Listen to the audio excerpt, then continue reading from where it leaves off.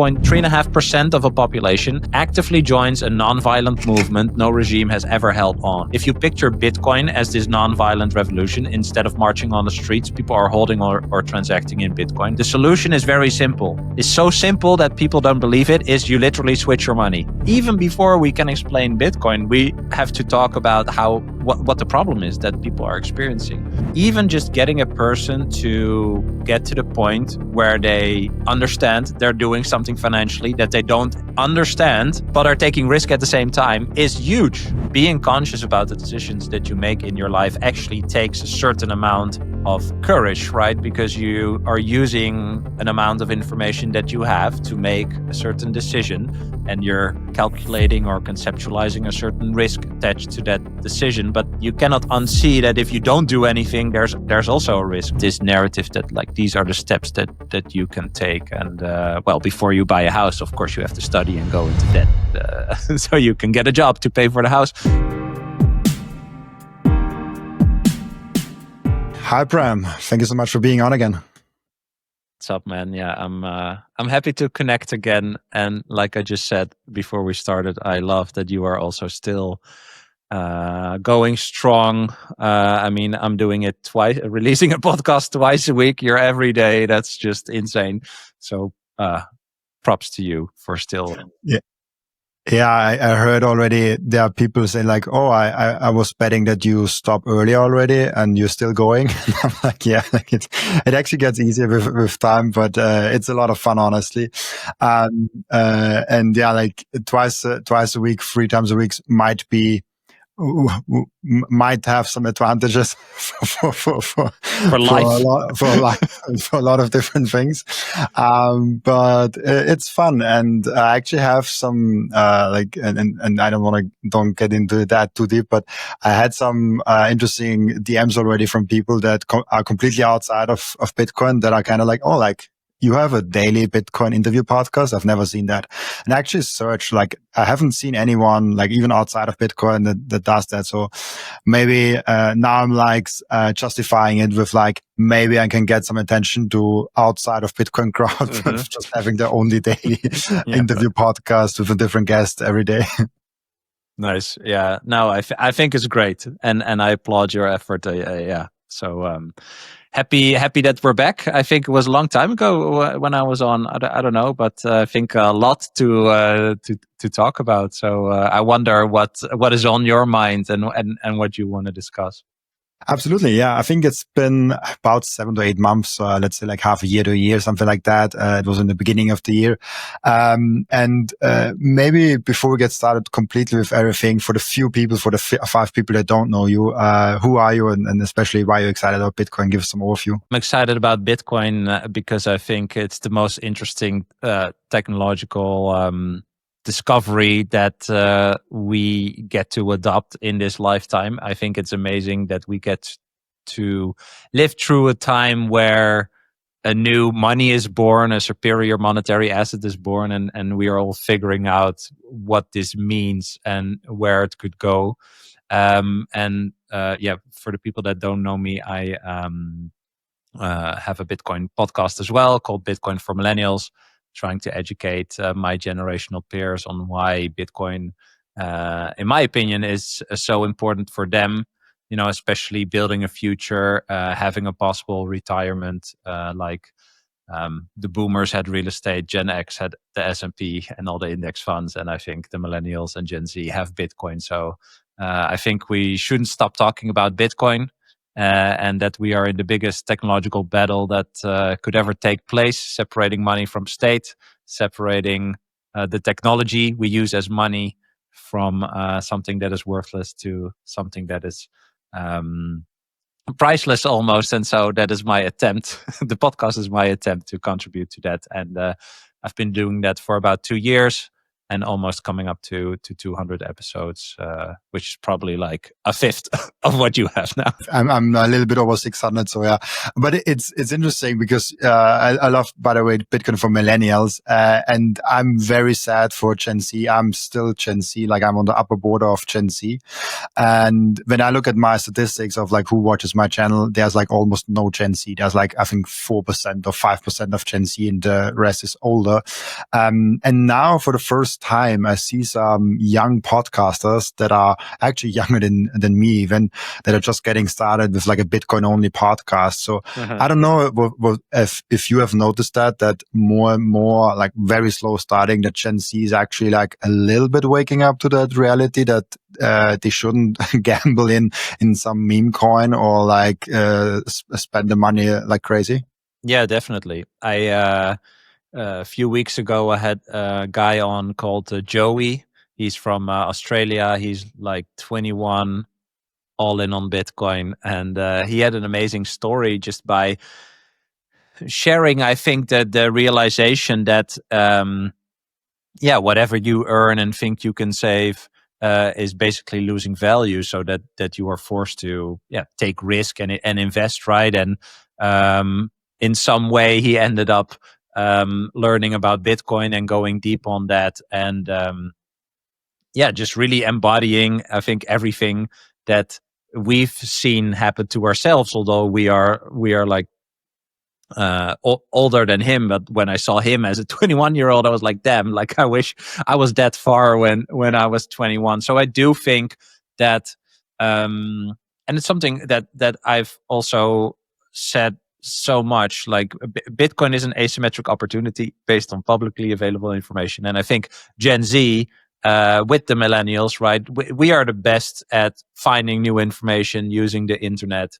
And I think Gen Z is actually even way more aware, when you look at all this research around mobile phones, how that's distracting. Like a lot of, I would say, the youngest Gen Zers are very much aware of the fact that the phone is an addiction, and then it doesn't help them, etc. So I feel that they are kind of going back to, let's say, earlier millennials in that sense, with their idea around technology, that it doesn't rule your entire world, but that it's a useful tool to find and dissect and discuss information, right? And if all the information is out there about fiat money becoming worthless, all the stats, all the podcasts, all the YouTube channels that talk about this, then I'm not surprised that they are finding more and more information on Bitcoin, and also starting to share that, right? Because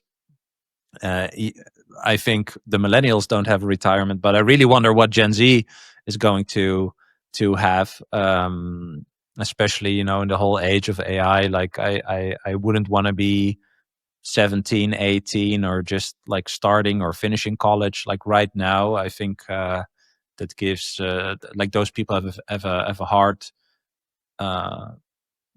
prospective future, so they have to do something, right? And when you understand that the technology is going there, while at the same time the money is losing its value at an ever increasing speed, then I think the curious people are incentivized to actually figure out what they can do to protect themselves toward that uncertain future. And so I'm very happy that people that are even more digitally native than us are actually choosing to just share their voice. And what I actually love, there's now I'm forgetting her name. I think her name is Jamie.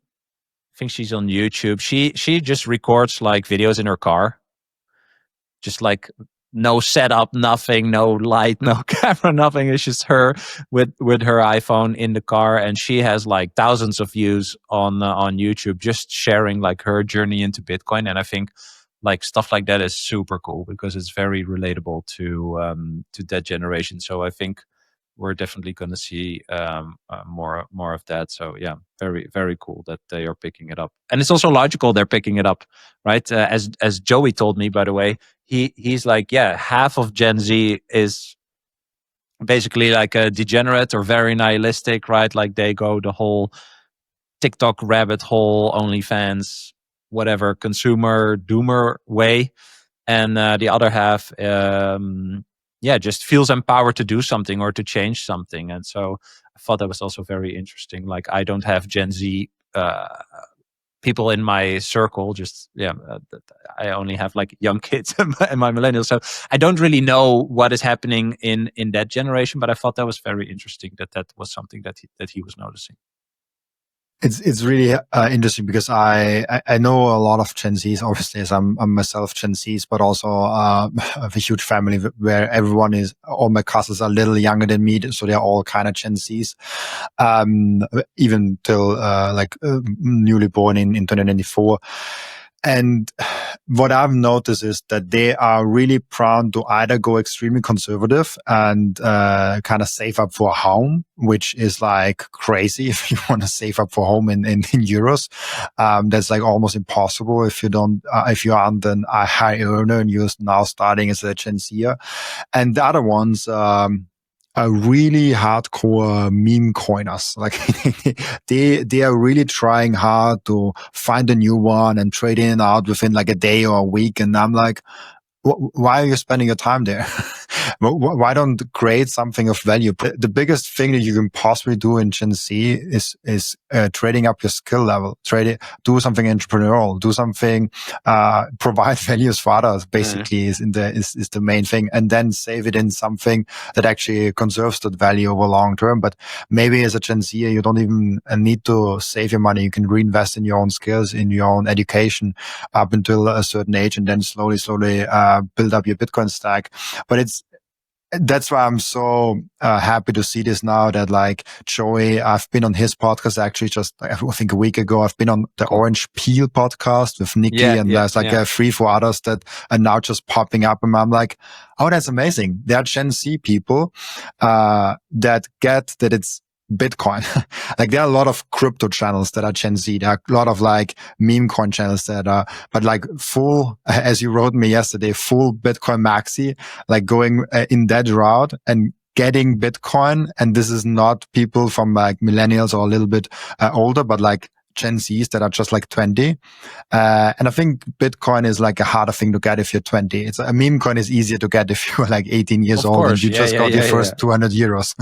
Totally. Yeah. And so I think that's interesting. I think two things there. That whole meme coin trading, I would like label that, but again, I'm a older millennial, right? Not in the oldest bracket, but an older millennial.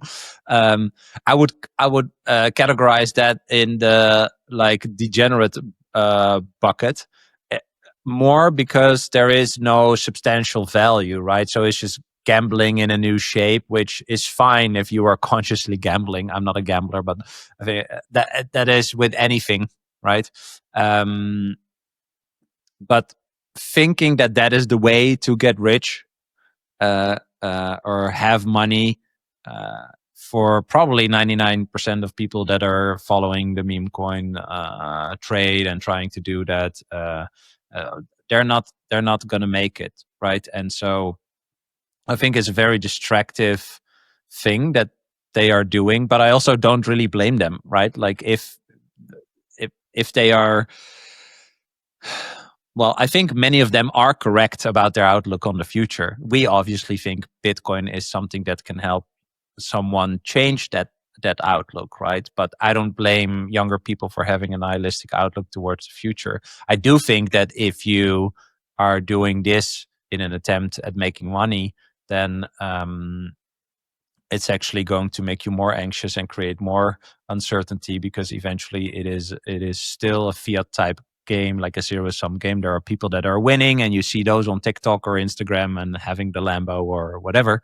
But there are obviously also many that are losing. It is basically one big pile of money, and some people take some money off the table, and other people lose that money because that's the money that other people take off the table, right? And so eventually it is not a great long-term thing to do. But yeah, I don't really blame them. I think it's actually quite sad that this is the symptom, like this is where we are. But the other thing actually that you mentioned, like some people still think like, oh yeah, I should save and then have a home. for me, that's actually a signal like how strong the fiat money spell is. I call it the fiat money spell, or the enchantment, right? Just think about that narrative. You have to buy a home. That is how you create wealth, etc., etc.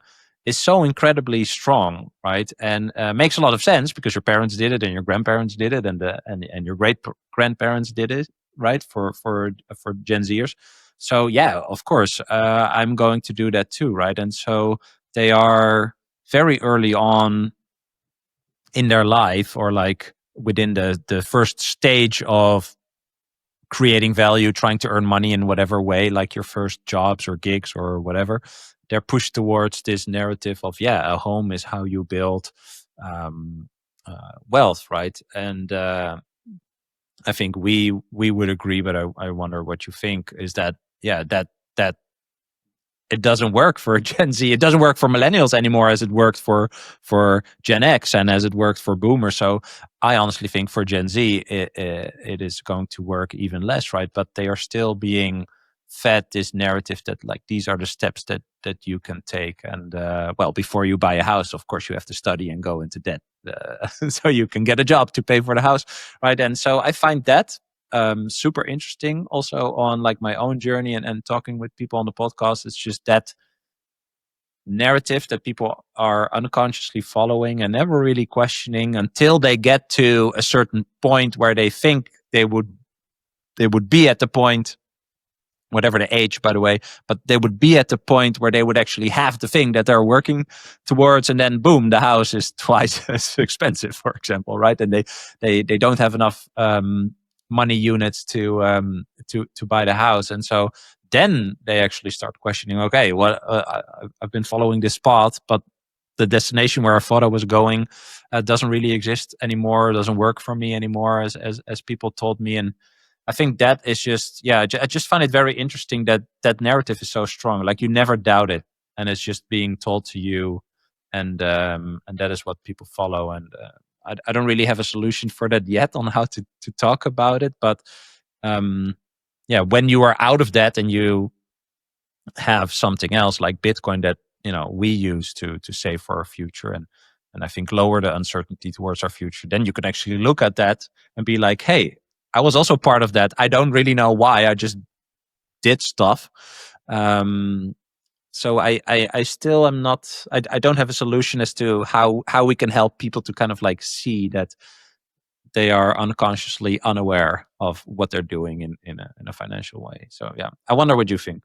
It's really interesting because I've just the last 2 weeks spent at least 4 or 5 conversations already with friends, because now I just got 27 a few weeks ago, and now more and more people in my area, in my age area, come up to me or like come tell me that they are planning to buy a house, or that they're thinking about buying a house, because this is not an age between 25 and 30 where you're like, okay, thinking about maybe settling down, maybe getting a kid, all of that. And it's interesting because I'm on a very strong belief that you should rent currently, especially if you're aware of Bitcoin. And I was then going through the exercise and seeing, okay, what is average kind of credit line that in Austria someone would get? What is an average home? What would an average home cost if I buy it? And then I found a comparable home to rent, to compare those two, and assume a few inflation rates and all of that, which is not even that easy. But I just said, okay, what is the average rent? What is the average thing here?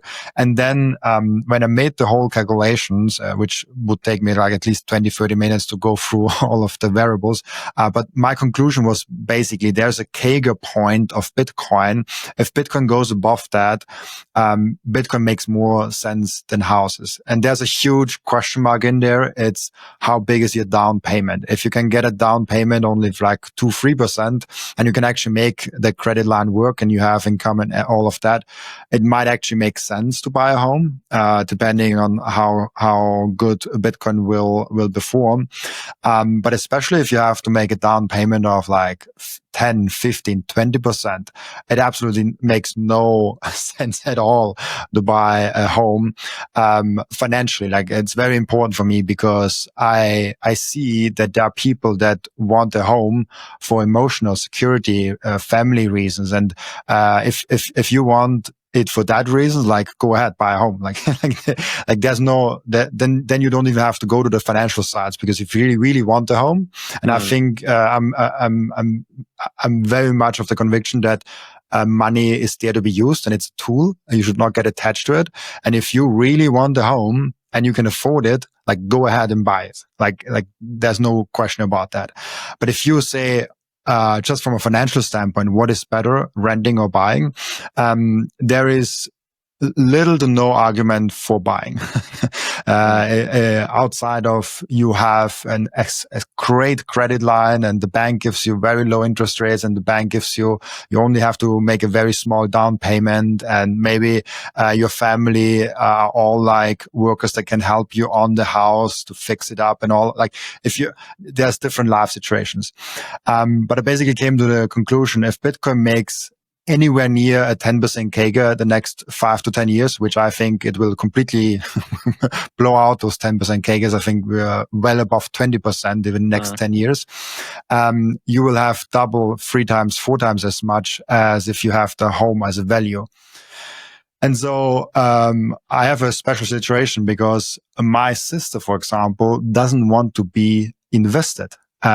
She doesn't want to touch anything stock related, anything like that. I finally convinced her to have some Bitcoin exposure because she keeps everything at the bank. And I told her, if you don't want to invest at all, at least buy a home.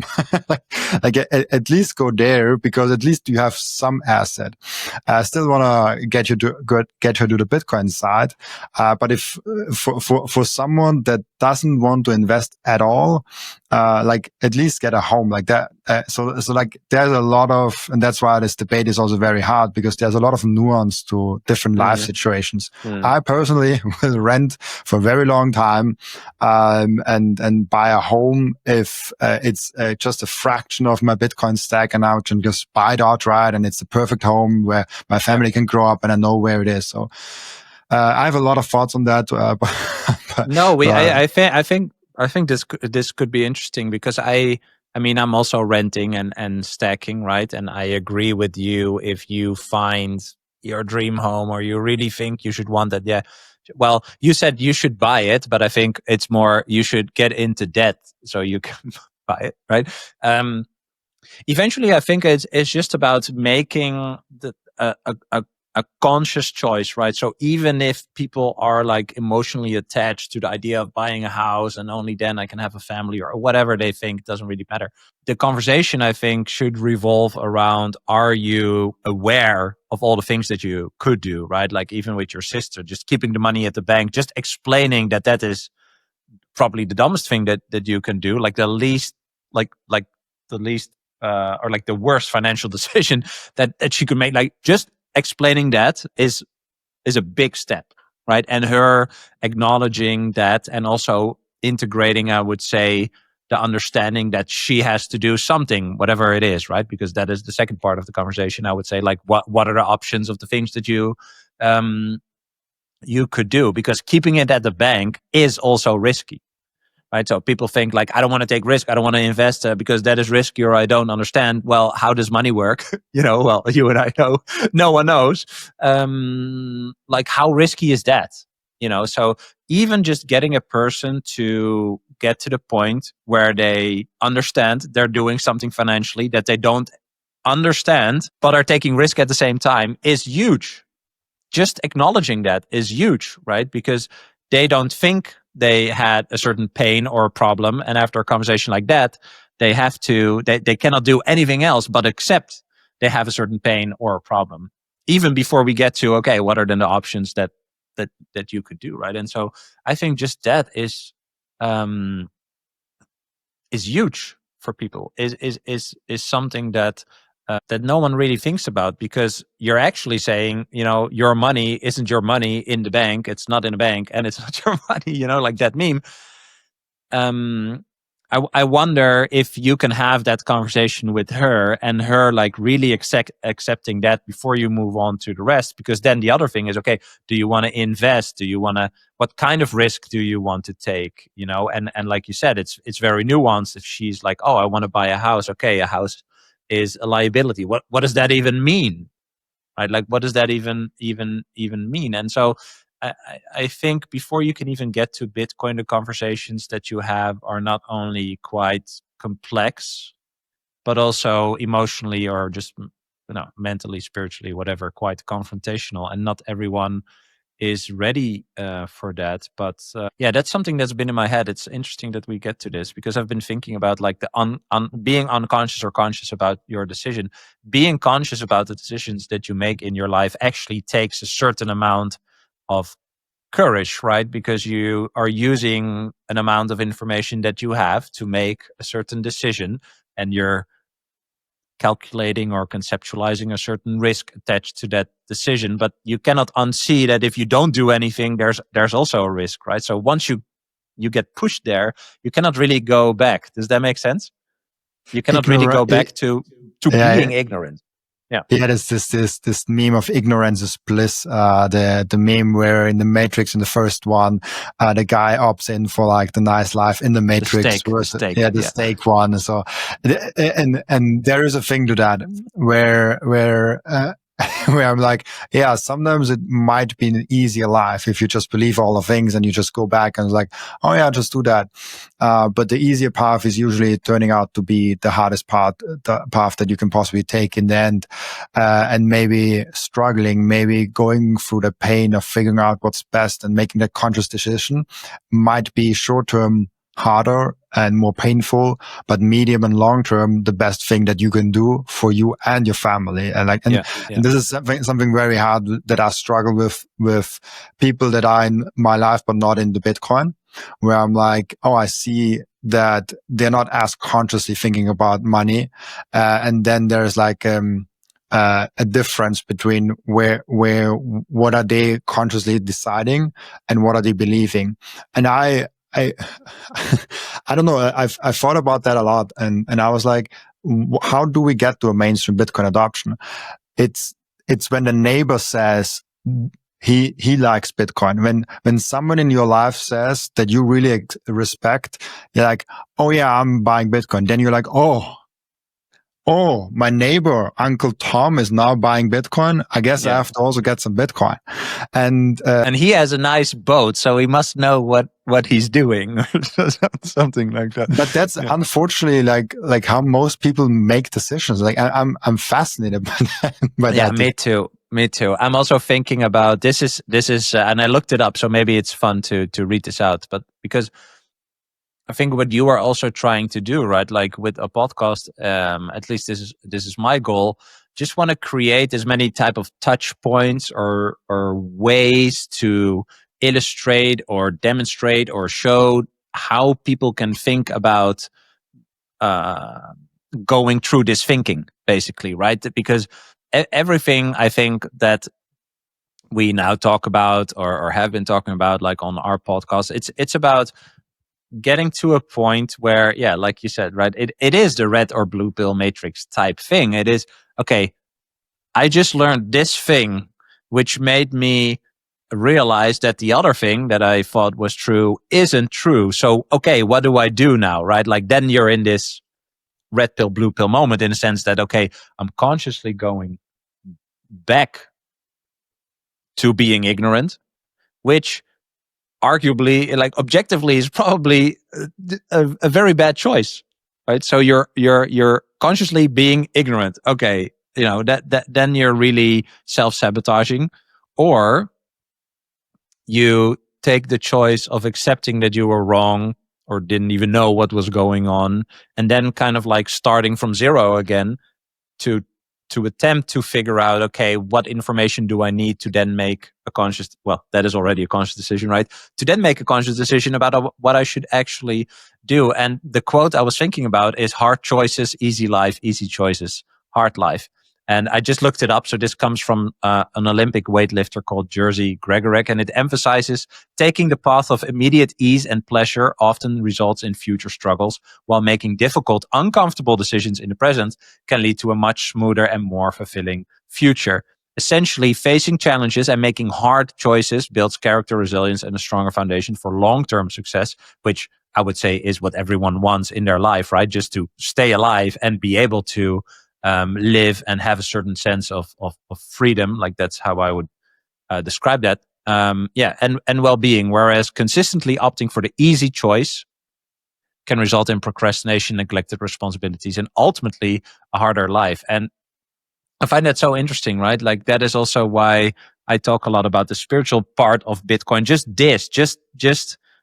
taking the little red pill on the very first step is already incredibly hard for many people, right? Because it also instantly gives you a certain, I would say, responsibility over yourself, right? And so in a fiat money system, you are outsourcing many things, from keeping your money safe in the bank, right, to just a lot of things about that revolve around, for example, the verifiability or the ownership of certain assets and stuff like that. And once you start taking the little red pills after each other, you're constantly saying, okay, now I'm in control. Oh fuck, I have to figure it out, right? And that is just very uncomfortable. And it also surprises me that a lot of people don't want to do it.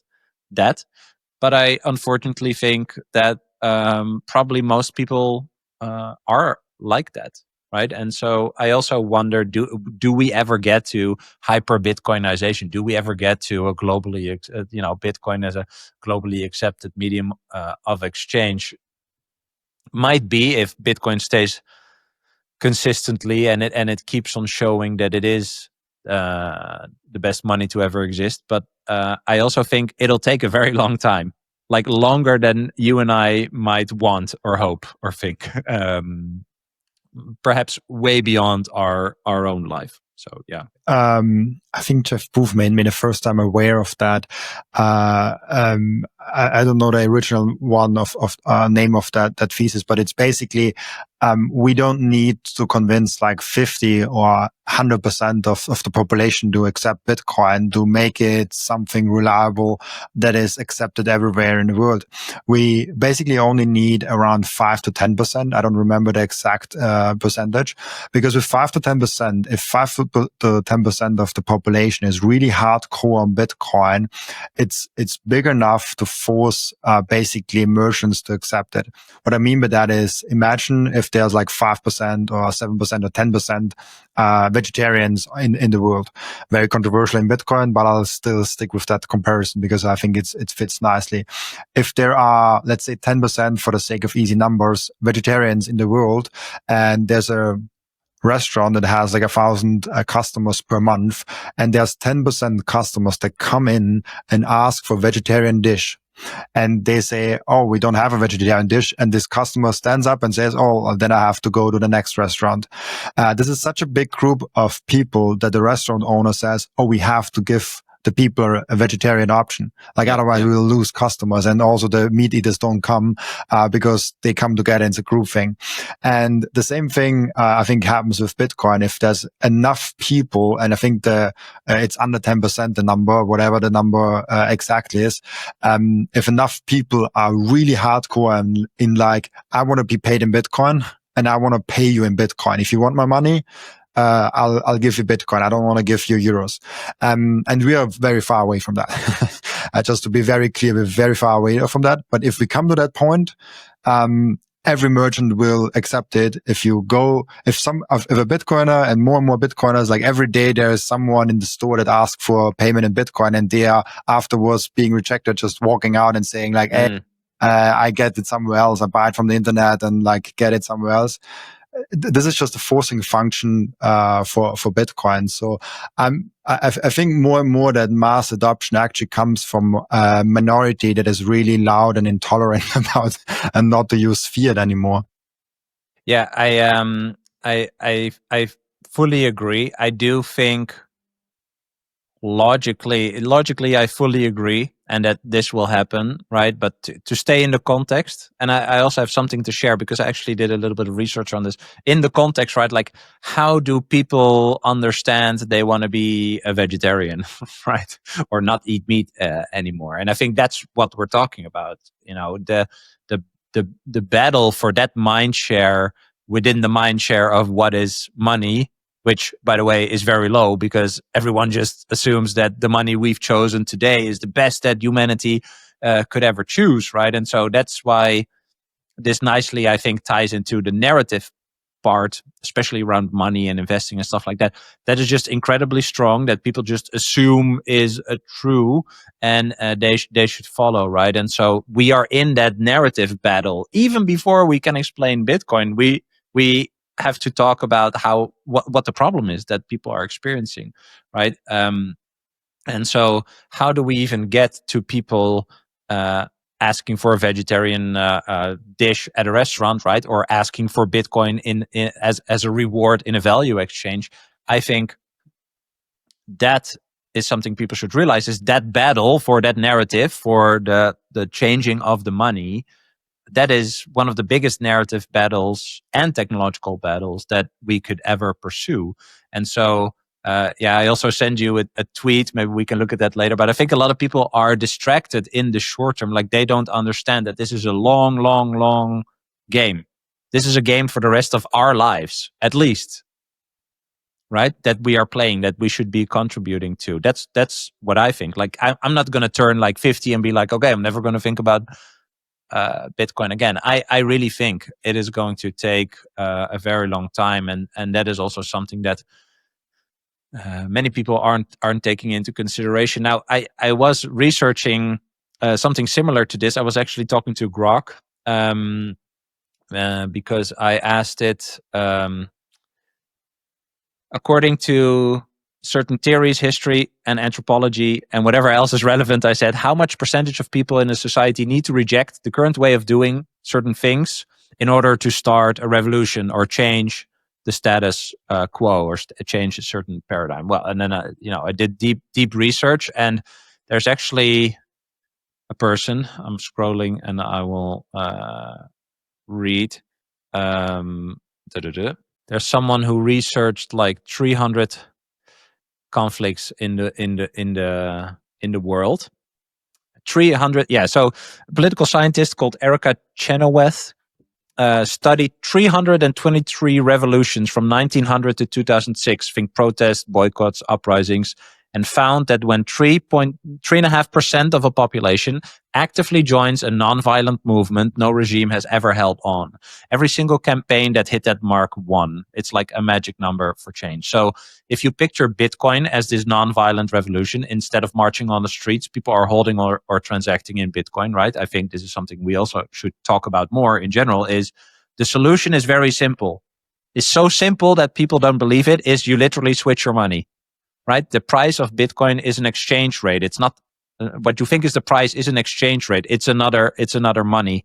Like when you go to another country and you exchange for another money. Like that is what you need to do. That's how you take power away from the money system. So if you think about that, quietly defecting from fiat's grip, Bitcoin's market cap is like 2.3 trillion, about 1.9% of global money supply. So we're close, but not quite at 3.5%, which would mean a 4.3 trillion valuation, which is roughly 215,000 per Bitcoin. But you don't need that amount of money to flow in, right? We know that the price in this case and eventually the market cap is set at the margin. So if you think about this, I don't know what the liquid float is of available Bitcoin to buy, but it's probably, just from the top of my head, it's probably between 2.5 and 4 million something ish. I don't know. Maybe you have a better number, but that is from the top of my head.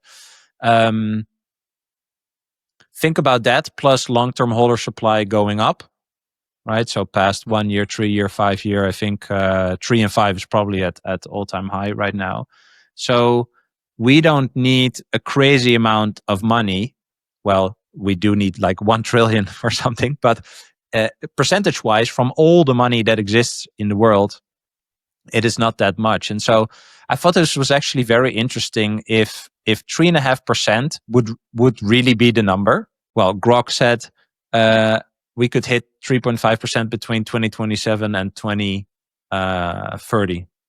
And I thought that was just really interesting. If 3.5% is all it takes, at least from that study that this person did. I wonder if it also applies to Bitcoin. My feeling is it is a bit too low, but I didn't do all that research that person did.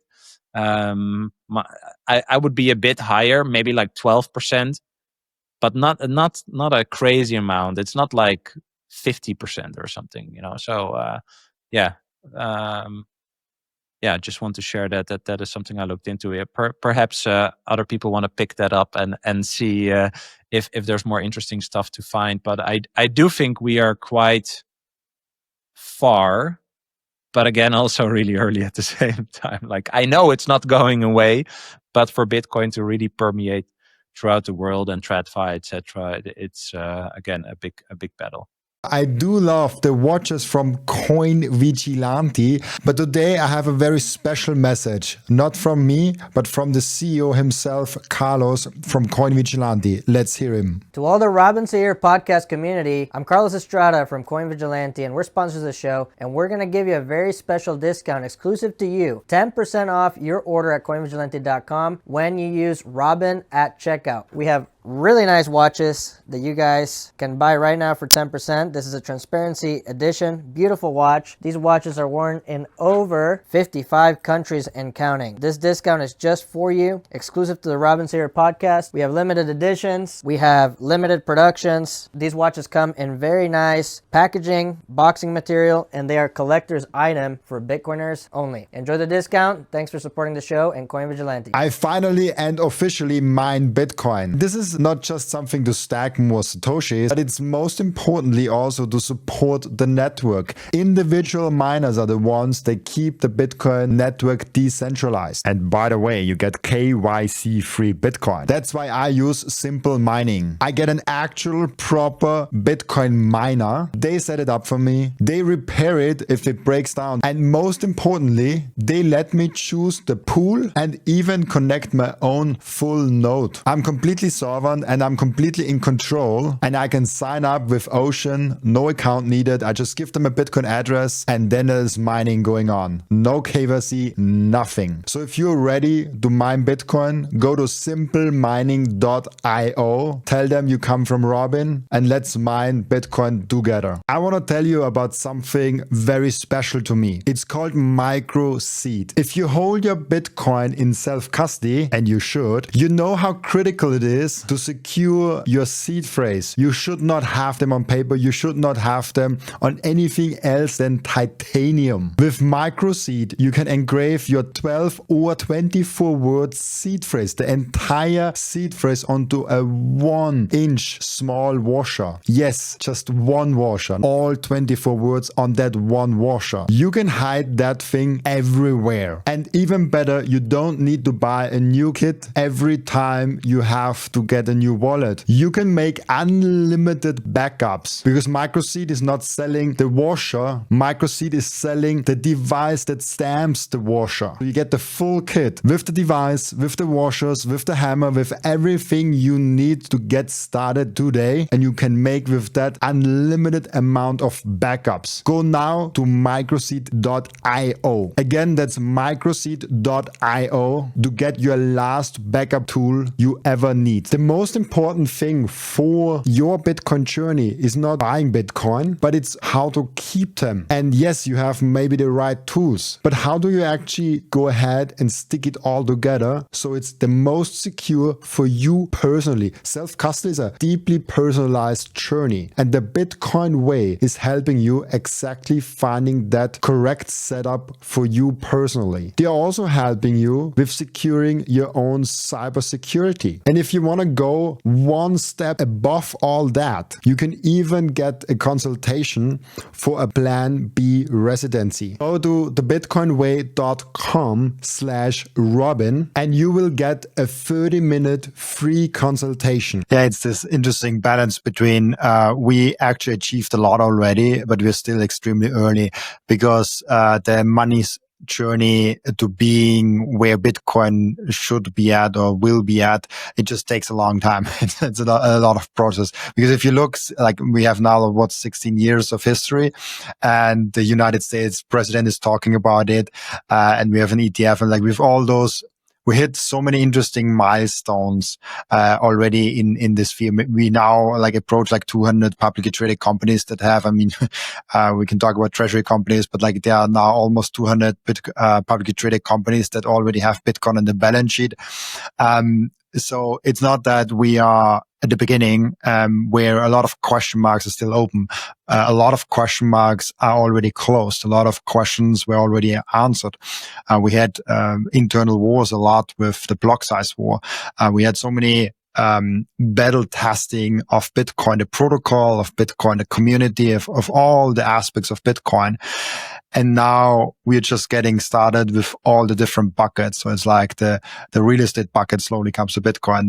The treasury company bucket comes slowly to Bitcoin. Like all those different things slowly come to Bitcoin. So that's I get it. It's a hard thing to say. Like we have come far, but we're still early. It's like it almost seems paradoxically, but it actually makes sense. I don't hear you right now. Are you muted? I'm just a noob with a mic. Yeah, no, I was muted.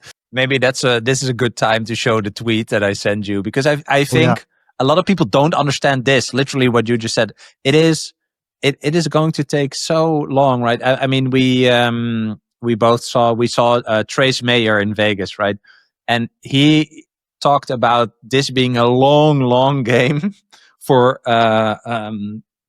like years ago already. And I think this is kind of like this natural selection, right? Like exactly based on what you're saying is, okay, this is a big thing. Why isn't it an accepted currency, right? Like, why does the central bank in this or that country then say Bitcoin is a failed experiment because it isn't accepted as a currency and blah, blah, blah. Yeah, because it takes a long fucking time, you know? But this is an opportunity for people that don't like that Bitcoin is taking power away from them to actually have certain arguments that resonate with people that don't have a long enough time frame, right? And that's why I sent you this tweet. Maybe we should read it for the people listening, but it's from a guy. If you hover over his name, you see he is a gold guy or whatever. Precious metals investor. Okay, so he's a plant medicine advocate. Well, I am too, but I still don't agree with this guy. So he tweeted, this is the gold picture, like the picture of the gold statue with Trump with the Bitcoin thing, which is horrendously ugly. He said it should be beyond obvious to everyone by now that the deep state is behind Bitcoin. A corrupt government doesn't promote an alternative currency they don't control and aim to enslave you with.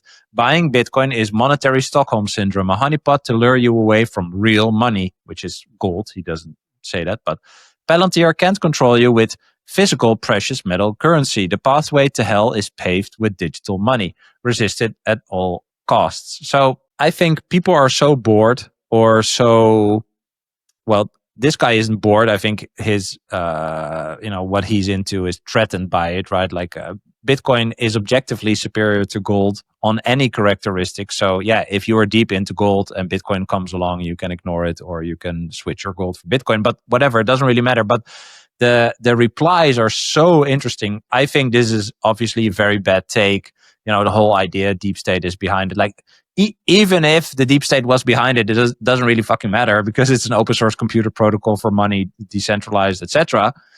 So there are some people that say, here, if you think Bitcoin is controlled by the deep state, you simply don't understand Bitcoin, blah, blah, blah. But so there are some Bitcoiners that just say, you're a retard, you're uneducated. But if you look at the likes, if you go up, look at the likes and the bookmarks, dude, that's insane. like this is quite a viral tweet. Maybe if you click on the retweet thing and then view quotes. So people say we are early, etc. Okay, if you go down, but there's people like, I told you so, fucking deep state, CIA, blah blah. So my whole point is kind of that people have heard about Bitcoin maybe even for 10 years, and they still think it's a bubble, it's a Ponzi scheme, it's a deep state thing, etc., etc. And maybe to connect that to what we talked about in the beginning, people are super nihilistic, right? Everything is bad. Everyone is trying to fuck you with regards to the money and control and this and that. So it is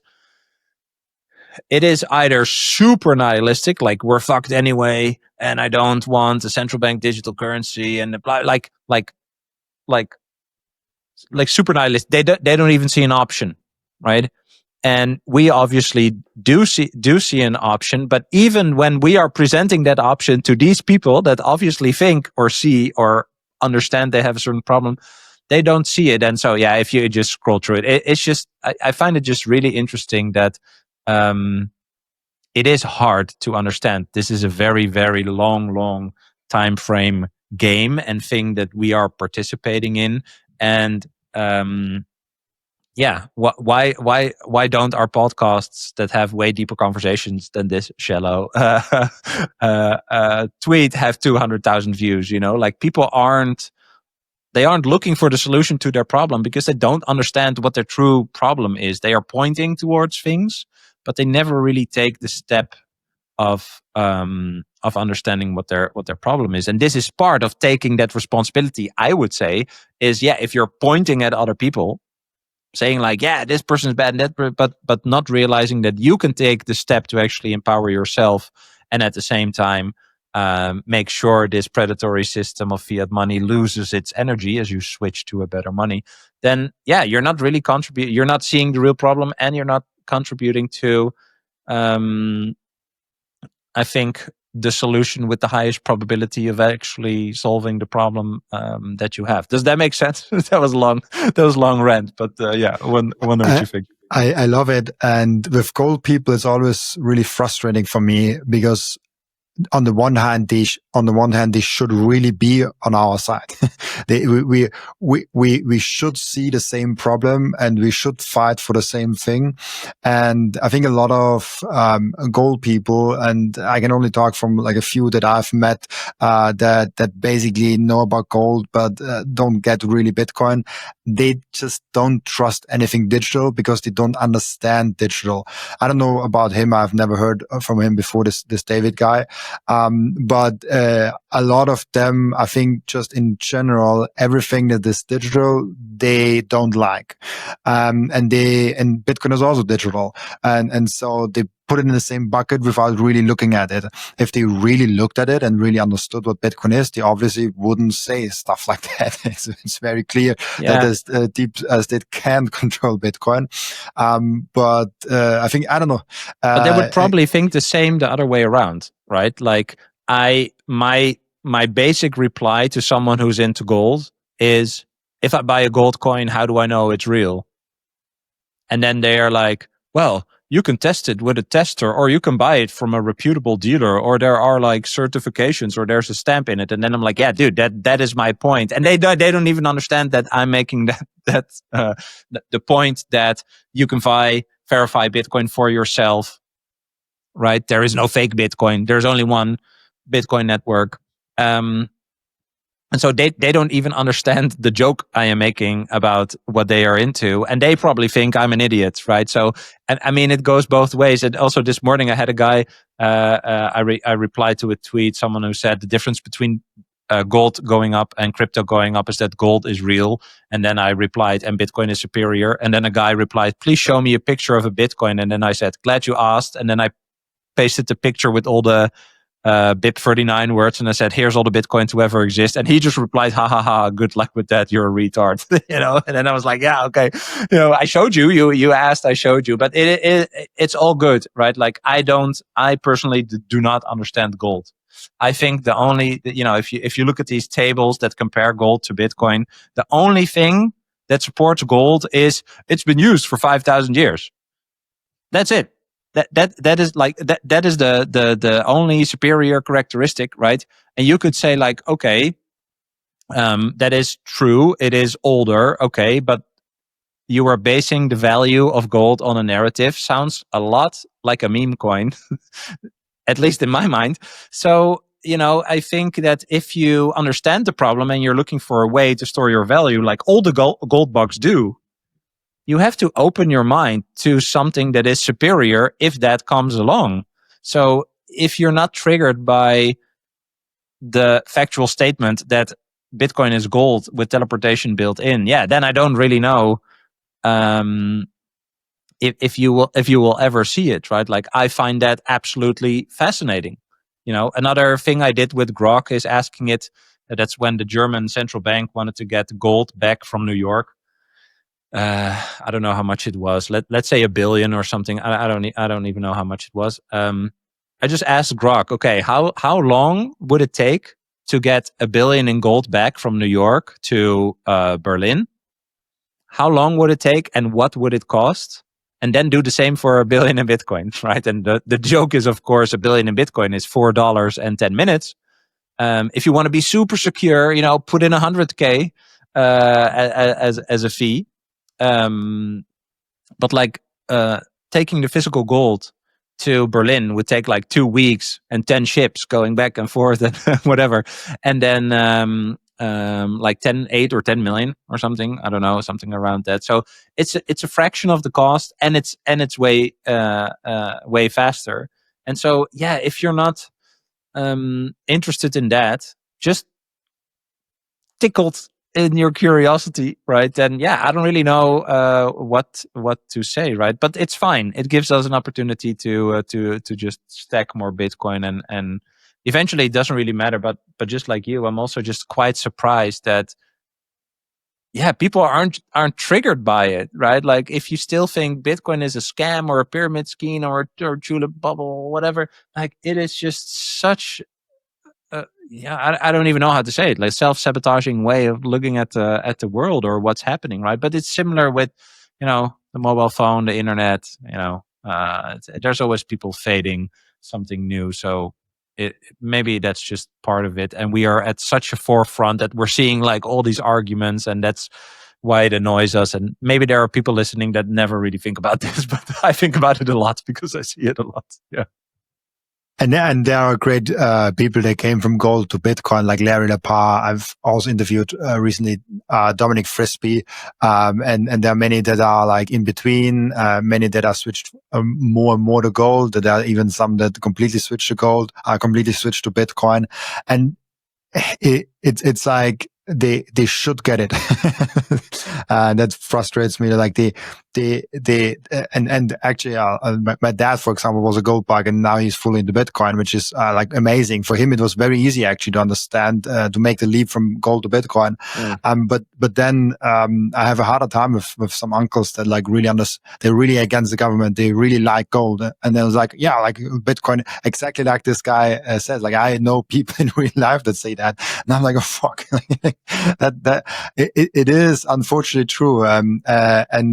But then I remember it's like, oh, we don't need to orange pill everyone. Like, it's okay. Maybe do an episode with your dad. Yeah, that would be. I will do that. Maybe the thousands or something like that. Yeah, fun. Yeah, it's all fine, right? It's all fine, but it's more. I think it would be a good nuance to add that it's more surprise. Just like you said, I'm also very surprised that people that are so close to understanding the problem just don't see a superior solution that's staring them in the face, right? It is just so hard for them to accept that other thing existing in some way. And I'm saying that because they use very simplistic arguments against Bitcoin, right? Okay, it's a deep state invention. It's a scam, a Ponzi, a tulip bubble, whatever. Like, there's no substantiated anti-Bitcoin comments. I don't know if you have seen good ones, but I've never seen people that are anti-Bitcoin that actually have like a good faith stance for like a dialogue, right? Or sharing their arguments. It's all yeah, like I said, Ponzi scheme, blah, blah. What if a meteor? This morning also, in a similar discussion, someone said, what if all the governments in the world conspire to turn off all the computers? Like, if that is where you end up in your anti-Bitcoin rhetoric, this is what I say to people when they say this, right? What about the EMP? What if the internet goes off? What if the computers go off? What if there's a meteor, blah, blah. I say, okay, this is an end-of-the-road argument. If I now answer this correctly for you, do you agree that you should own Bitcoin, right? Because the answer to all of these things is, well, there is a non-zero chance of some solar flare or some fucking meteor. That is true.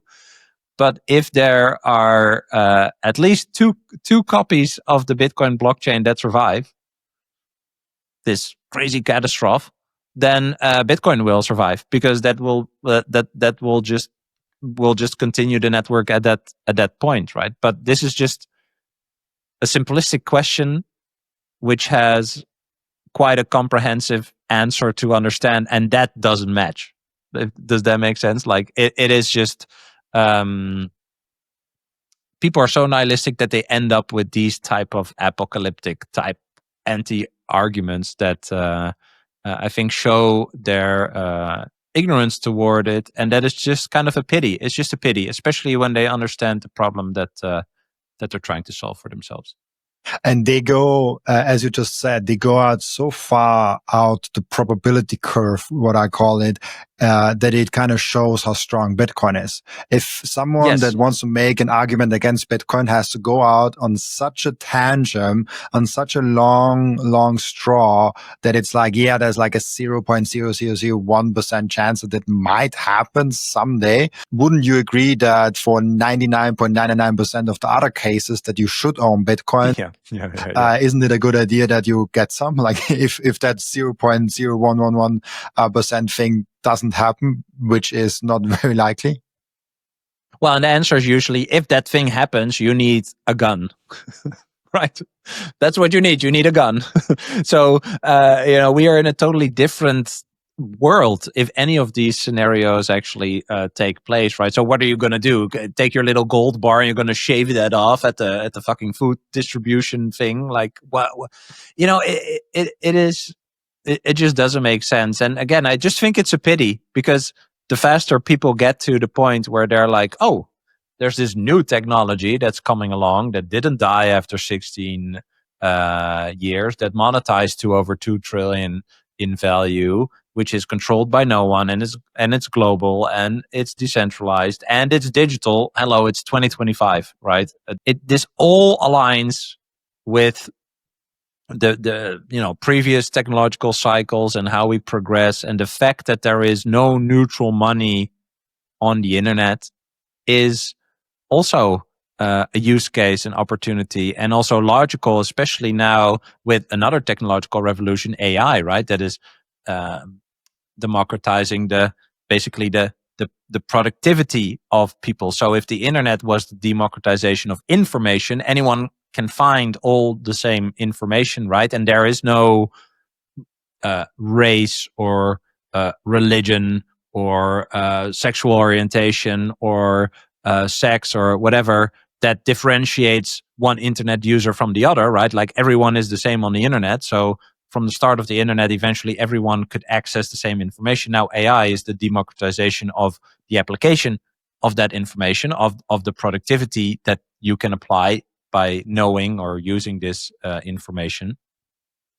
Then there's also like a global marketplace of digital productivity is being created, and you need a money for that, right? And so when you think about stable coins and all that stuff, like stable coins are just a tool for the extension of the fiat dollar system. Very smart that America is taking.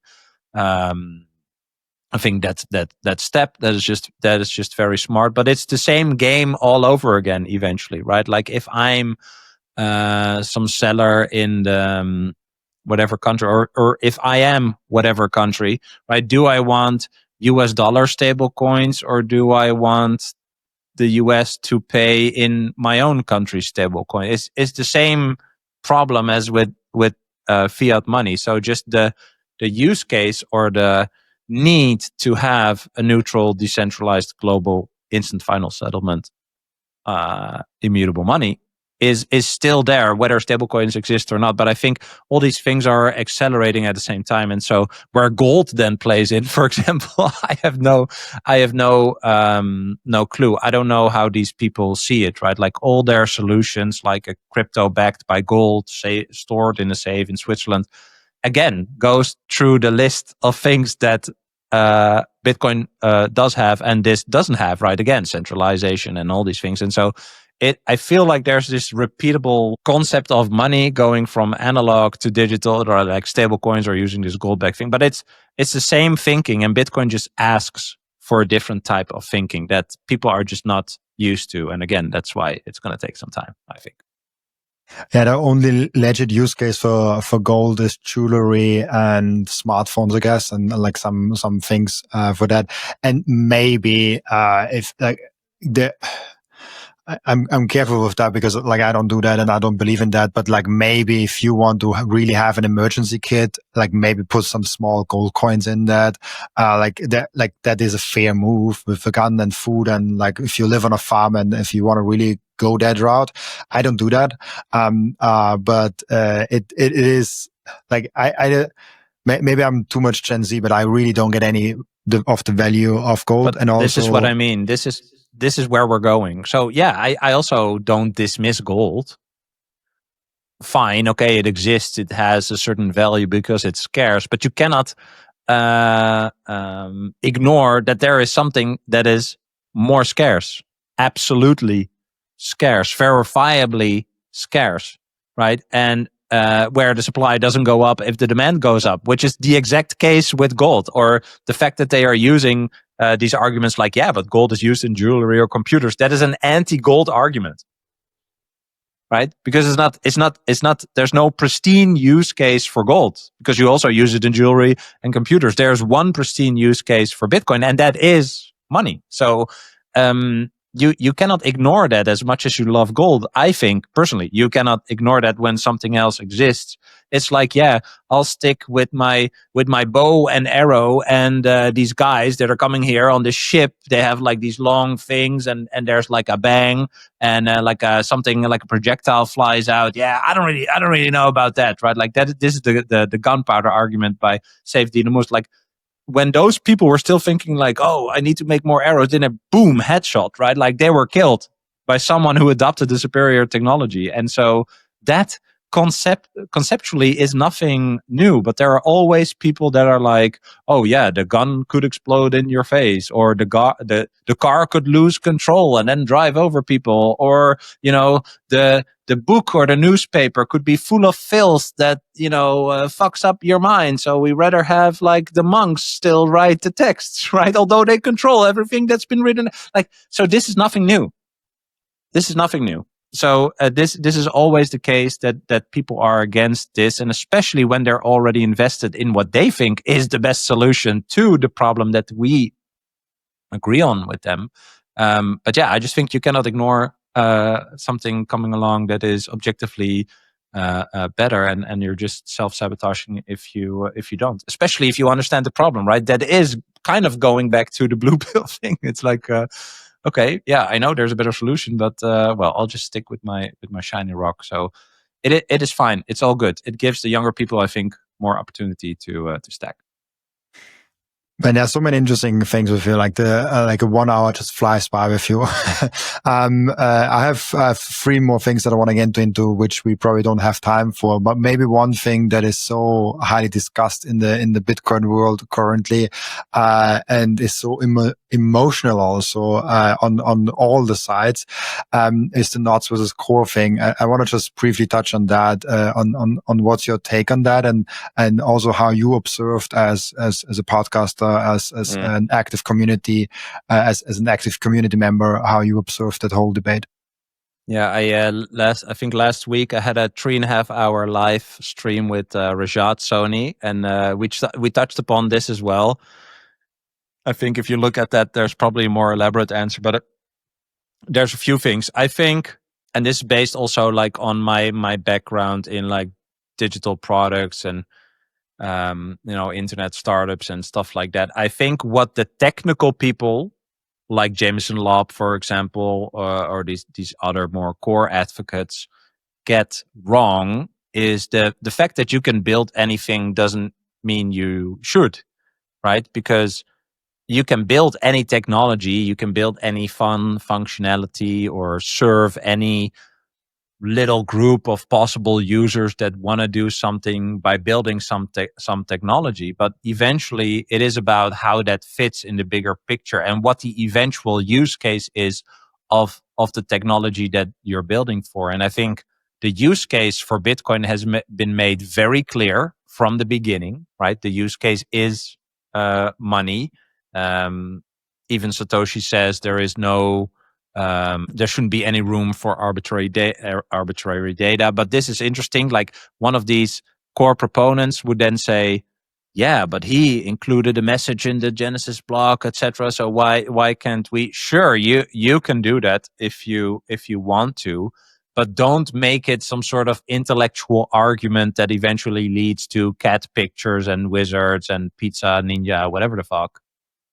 Because that's not the use case of Bitcoin. It's fine if you want to do that, but I think you then really philosophically do not understand the use case of Bitcoin. And people are doing this saying it, like it's under the guise of changing something because people will otherwise do it anyway, but in a more harmful way. But these people are also doing it because you are advocating for it. Right, when you are advocating for ordinals, some sort of it's not meme coiny, right? But it's more meme NFT. Like what are you doing? You can do that on any other chain that is actually designed for that, but you decide to, I would say, dilute the possible or the pristine use case for Bitcoin, and that I think that is bad acting combined with very flawed arguments as to why they are doing it, right? And they say like, okay, this is a censorship network or the uncensorable network, or like people pay fees, right? So that is kind of like the spam filter is eventually the fees. But I don't understand that, and I don't agree with them proposing a solution from something that came from their advocacy for a certain activity on a network that is not designed for that activity, right? So I just think the rhetoric there is wrong, and I think the argumentation is wrong. But I have to say, I think I saved it. On the other side, like I want to see. Oh yeah, I want to see if I saved it. Wait here. I saved an image. I don't know if you've seen this one. I don't know if it goes.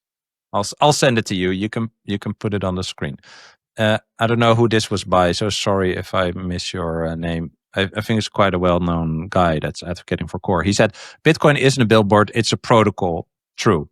An illegal image on Bitcoin will destroy it. It's technically false and deeply misleading. Bitcoin core nodes don't display content. They validate blocks. They don't interpret images. No image shows up by default. You need special tools to even see inscriptions. Platforms like Ordinals, Indexers, or Magic Eden choose what to display, like Google or YouTube. They can filter or block content at their discretion. So yes, the data exists on chain, but without decoding it, it's just an inert hex. Not visible, not executable, not dangerous. So blaming Bitcoin for this is like blaming the internet because a file can be shared with HTTP. Bitcoin is a protocol, not a publishing platform. So I agree with that. This is technologically correct. The point is that I think two things. So yes, you cannot blame HTTP for serving illegal stuff like people talking about CP, CSAM, etc. Okay, so factually correct. Does that mean that you should advocate for the use case that is not the use case of this network? I would say no. Like, why would you even introduce the option? One, then start talking about that. Give the option for other people to start talking about this problem, and at the same time advocating again, like I just said, for just sharing images and stuff like that, because I don't agree with everything that Mechanic says, for example, but I do agree with the creation of a possible attack vector for Bitcoin adversaries is just stupid. I don't understand why you would do that. And then this whole connection with that, what's that company, Citria, whatever, that want to build DeFi on Bitcoin, and they need, this higher limit to store shit. But the limit that is set now is like 100 times bigger or something than what they need. So like, it is just, their argumentation, in my opinion, is flawed. I don't like it that they're opening up a certain attack vector. While technically they are also correct in certain things. So I think it's more a philosophical discussion than just saying like, we are, and this is also something that I don't like, is it's called Bitcoin Core, right? It sounds like, okay, we are the maintainers of Bitcoin. Or when someone buys an Umbro Home or Start9, it's Bitcoin Core. Who knows which random pleb understands that there's like different versions of node running software, right? And so I think they are diluting the use case of Bitcoin while not taking the full responsibility that they have as still the core group or organization that's developing this part of Bitcoin tech. I think they should be more how do you say, like just more conscious about that role, and then just saying like, if you don't like what we build, you can build something by yourself. Sure, that's also true, but I think you should take a certain responsibility, and opening an attack vector is not taking that responsibility. That being said, I think there are certain arguments against not, or the whole idea of filtering and stuff like that I also disagree with. So in that sense, I am kind of in the middle. I would say that it is very good that there is such an active discussion / war / thing raging, because where else does that happen? Have you ever talked about the security protocol of the database of your bank that's probably maintained by a third party that's not even located in the country where your bank is located?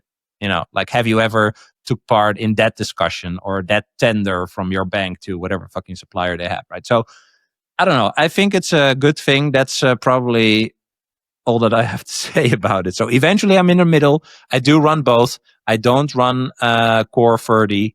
And we'll see. So I hope more people will also work on knots, and that they will actively also show the consensus creation and blah blah blah. And then maybe there are going to be even more groups that are going to work on it, which I think would be a good thing. So maybe this is eventually a good thing, but I also understand that it could be scary for some people that are earlier in their Bitcoin journey. Yeah, and I got already like 2-3 messages from people that says they're worried about Bitcoin going south because they're comparing what is happening now to the block size wars. And I think we have to make it clear that this is something very different. Yes, there's community discussions, but it's technically something very different that's going on. And the hard part is there's like good people on both sides. And I just had, and I released it today, so it was like maybe like a week ago, something like that, when we released this, a gentleman called Mr. Nom, and he is really cool. Like I've came to know him only with the podcast, and he's on the Knot side, but he was on the Knot side since years. So he was on the Knot side way before this. And he kind of says like, the current thing with filtering is the least problematic thing that he sees in Bitcoin Core, which was kind of fun. And he he made a lot of arguments against knots, even though he's very pro knots, especially the emotional argumentation. And he made a very interesting point that we should not make those huge emotional arguments for any of those, because it doesn't drive active, well-informed participants in the network. It just drives people like, oh, this influencer said I should run a node. I will do that. And if he says otherwise, I will do another node. And this doesn't really add another critical voice in the sphere. So I think it's a hard debate of like, is that emotional debate really driving new people with a critical mind towards Bitcoin running a node? Or is it just driving a bunch of people that heard from some influencer that they should run a node, and all of a sudden they do exactly like how his tutorial said? This doesn't really add decentralization of the network. But I think overall, and he also mentioned that is the good thing about that is that it's getting more popular, that there is not just Bitcoin Core. And I think if we can just establish that there is more than Bitcoin Core, and there's Bitcoin Knots, and there's like 3 for other ones, and maybe we come to a state where it's almost like a European government where there's like 5, 6 popular implementations, and even the strongest one only has like 20, 30%, and they're all compatible with each other, but like there is a lot of like debates and discussions going on. I think overall that's a bonus for Bitcoin's decentralization and security, and healthy discussion, I think, will make Bitcoin only stronger. So I personally like what's going on, but I see the argumentation of, hey, like if we just argument, hey, if you run Bitcoin Core V30, you are for child porn. Like, no, that's a very dangerous argument, I feel like, even though I'm more on the not side. And so I don't like those emotional, just like, let's get people to run knots just because I want them to. Let's make let's make like nice neutral arguments, and let's have a good discussions within it. But yeah, we also went in this whole thing of like, why now knots came up, and why is it such a popular topic, because there have been controversial things from Bitcoin Core way before this op return discussion. But yeah, it's a fun one. I hope it stays in the conversation longer than just for this minute, and I hope we have running a node and being an active participant in the network being a longer time as a popular topic. Yeah, I agree.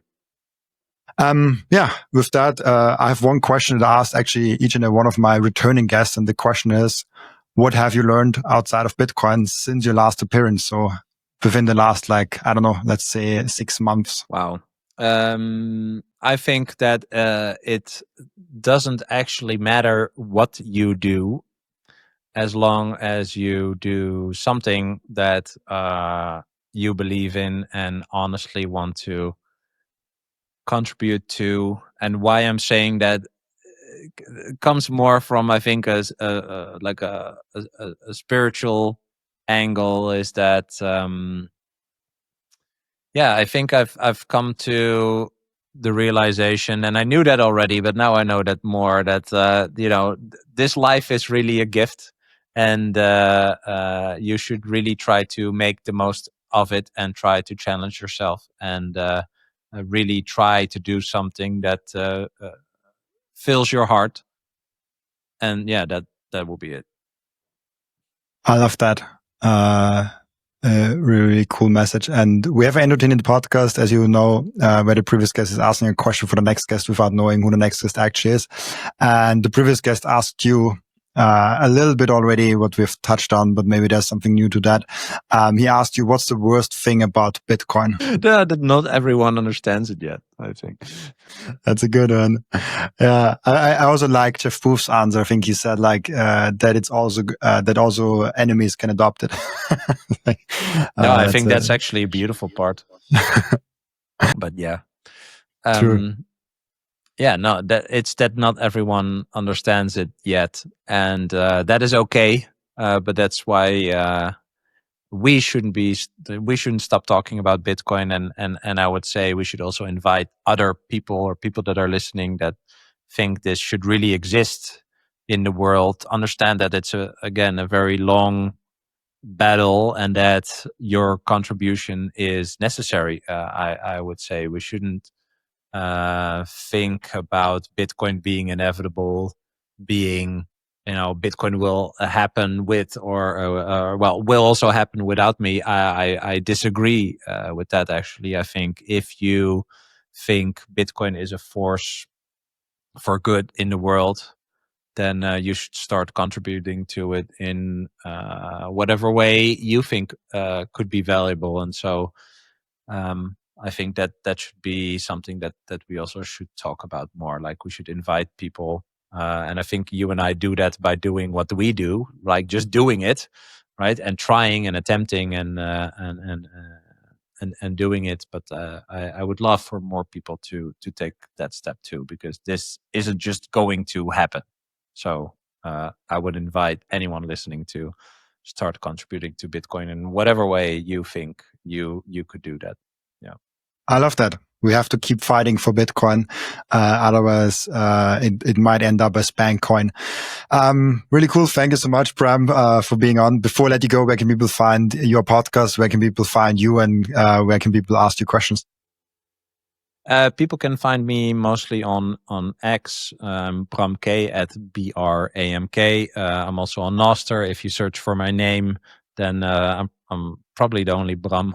There's a few Brams, but you'll recognize my orange picture on Nostr. And you can find my podcast, Bitcoin for Millennials, on Spotify, Apple, Fountain, wherever you listen to your podcast, and of course on YouTube. Yeah.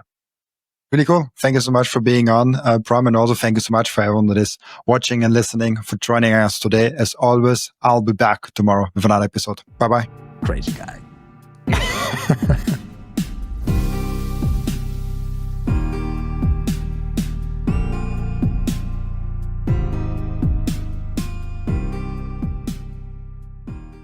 This content is for educational and entertainment purposes only and does not constitute financial advice.